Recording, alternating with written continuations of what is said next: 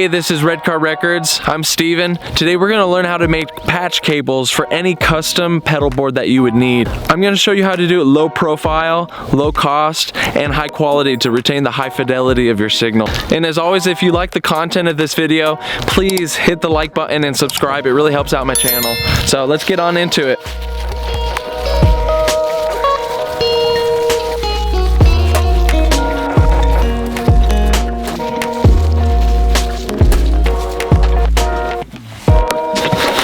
Let's head on in.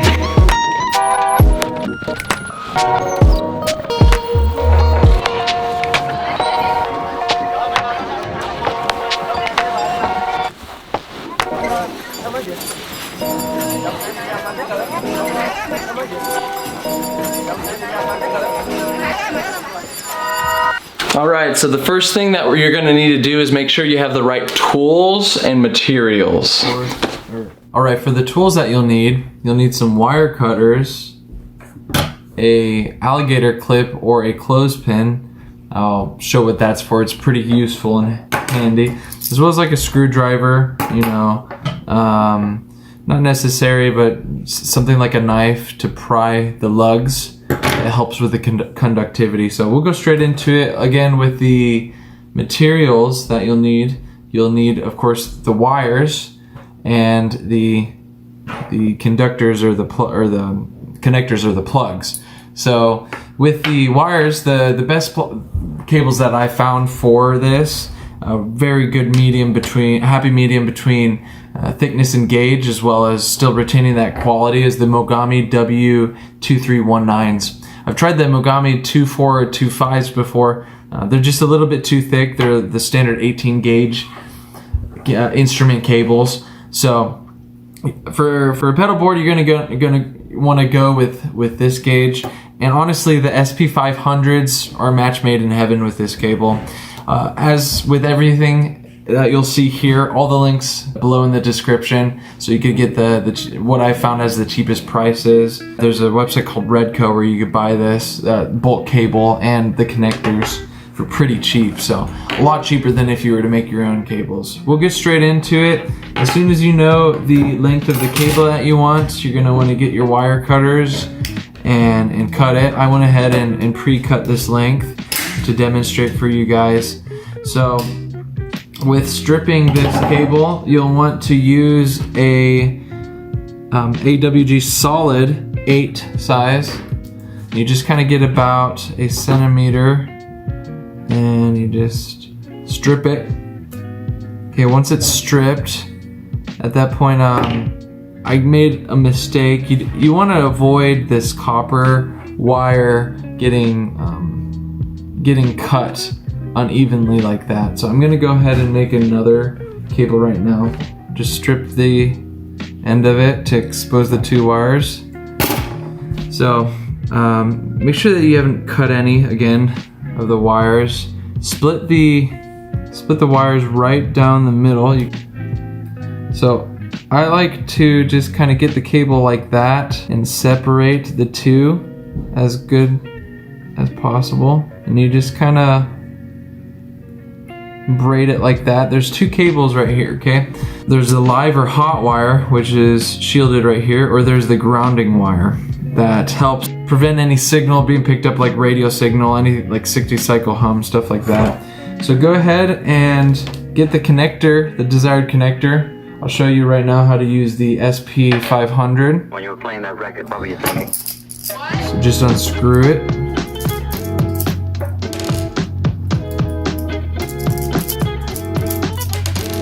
Okay, expose it. Just kind of hold this flat back to get it out of your way. So right here, there's 2 lugs. There is the lug that's meant for the hot or live wire, and the lug that's meant for the grounding wire. Okay, so I found this little pro tip from a video that I watched on YouTube. So this lug right here is a little bit close to the encasing, so when you use the solder to heat it up, it's difficult to get just that rather than heating up the sides of the wall. So to help with that, avoid that issue, you just kind of pry it open a bit. And yeah, so just use this alligator clipper. You'll have this one's a little bit cheap, it's not too heavy. It's just about $7 on Amazon. I might suggest another one, although it has worked more than fine. An important step is tinning both the lugs as well as the wires right here. So what tinning is basically just pre-soldering it. Go ahead, put the soldering iron on the lug, heat it up for about 6 seconds or so. Get your solder, your rosin, and just put just a little bit right there, just enough to cover it up. Whenever the vapor comes up from the solder rosin, I just try to blow it out of my face. Oh, pad smoke. Dust. Don't breathe this. Okay, do the same with the ground lug. Heat it up for about 6 seconds and put just a little bit of solder there. Okay. Perfect. Let it cool a bit. Okay. You put the wire in place to kind of measure it out. Okay, so I put it so the end of this cable right here is overlapping the end of this square just a little bit to have a little extra room. And I put a lot of extra cable right here. Usually I try to estimate a little bit closer to what it's going to end up being.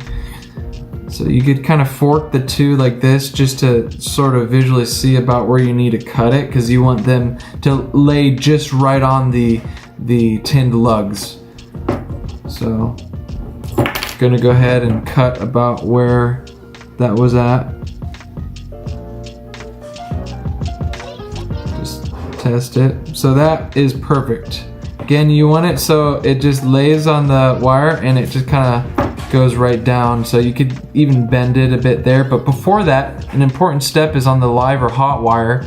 This shielding, the shielded cable, you want to kind of strip that. You could use your fingernails if you want to get that out of the way.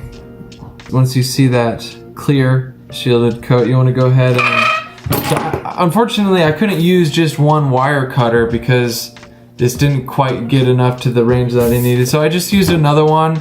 Gets up to the smaller size. The AWG solid 18 is the size that I use for this inner cable. And I just kind of expose a little bit of the end of that wire right there. And you just kind of braid it like so. Again, maybe cut a little bit more to expose it for you. There you go. Okay, now I'm gonna go ahead and tin these wires just like I tinned the lugs of the plug. Same thing, just kind of heat the wire up for a little bit, and then go ahead and put the solder on the cable and don't breathe this. Let it kind of spread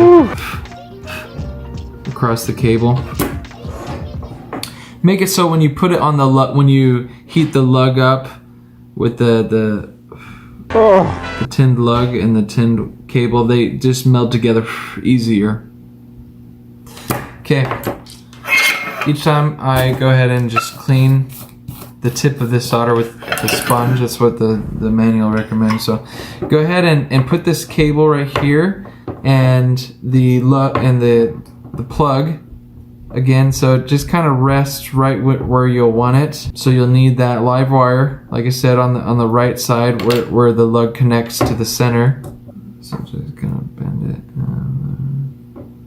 Alright, so this is the pro tip that I learned from the other video that I came across. The dude used an alligator clip. I didn't have an extra one, so clothespin worked just fine for this. Just put it on there. So it just rests perfectly. So go ahead, get your soldering iron, heat up one of the lugs, get the wire ready. Takes about 6-7 seconds, and right when it, or sometimes shorter than that, and just put a little solder to seal the two together. Do the same right there. Just a couple seconds, and put the solder, and you're good to go.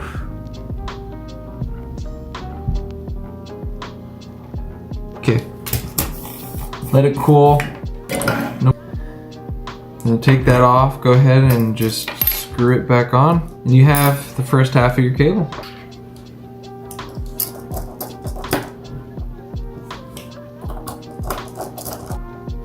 All right, so let's go ahead and do the same thing on the other side. Go ahead and expose the end of it.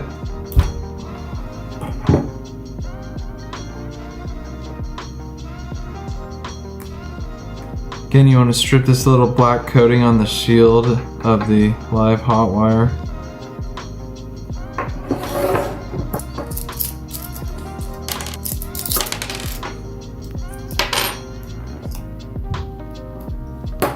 Again, I just kind of get the knife to help pry that grounding wire lug. Put the connector on one of the alligator cables. Okay, so test the length of the cable. So that worked just about perfectly. Just gotta adjust a little bit more. All right, that works well. Just go ahead and tin the lugs. That was maybe a bit much. With this wire, it's a bit thick.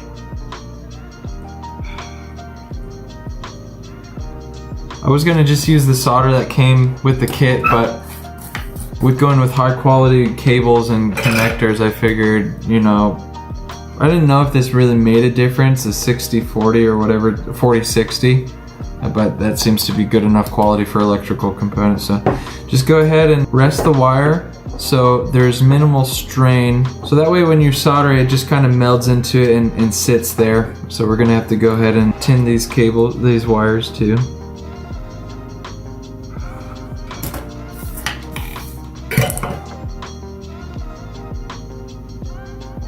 So yeah, this tip right here really helped me out a lot. So, because you don't want to have too many hands holding everything.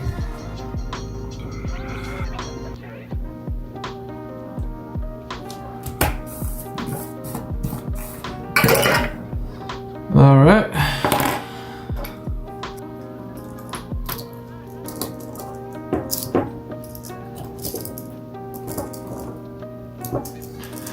And voila, you have your custom length cable.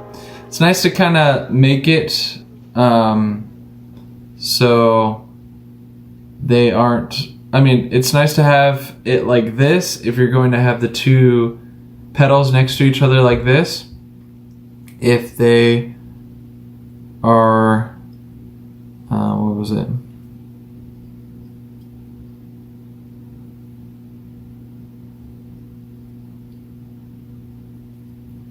Yeah.